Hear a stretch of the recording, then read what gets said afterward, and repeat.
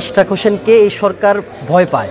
ইশরাক হোসেনের বাবা গেরিলা মুক্তিযোদ্ধা সাদেক হোসেন খোকাকেও এই সরকার ভয় পেত। আর ইশরাক ভাইকে ভয় পায় বলে ইশরাক ভাইকে তারা কারাগারে আটকে রাখতে চায়। ইঞ্জিনিয়ার ইশরাক হোসেন রাজপথের নেতা। ইঞ্জিনিয়ার ইশরাক হোসেনকে কারাগারে রাখতে পারলেই সরকার মনে করছে রাজপথে আন্দোলনকে স্তব্ধ করা যাবে। ইঞ্জিনিয়ার ইশরাক হোসেনকে বন্দী করার পরে আমরা এটুকু বলতে চাই, মুক্ত ইশরাক থেকে বন্দী ইশরাক অনেক শক্তিশালী। পেটুয়া সরকার ঢাকা শহরের সকল থানায়, প্রায় সকল থানায় অসংখ্য মিথ্যা মামলা দায়ের করেছে। তারই ধারাবাহিক একটি মামলা পল্টন থানার, যেই মামলায় ইঞ্জিনিয়ার ইশরাক হোসেন উচ্চ আদালত থেকে জামিনে ছিল।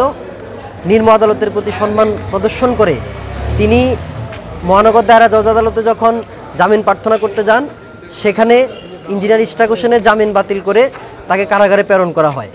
আমরা এটুকু বলতে চাই, এই আদালত আজকে স্বাধীনভাবে কাজ করতে পারছে না। সরকারের ইচ্ছায় আজকে বিচারপতিরা রায় দিচ্ছে। ইঞ্জিনিয়ার ইশরাক হোসেন রাজপথের নেতা। ইঞ্জিনিয়ার ইশরাক হোসেনকে কারাগারে রাখতে পারলেই সরকার মনে করছে রাজপথে আন্দোলনকে স্তব্ধ করা যাবে। কিন্তু ইঞ্জিনিয়ার ইশরাক হোসেনকে বন্দী করার পরে আমরা এটুকু বলতে চাই, বন্দী ইশরাক থেকে, মুক্ত ইশরাক থেকে বন্দী ইশরাক অনেক শক্তিশালী।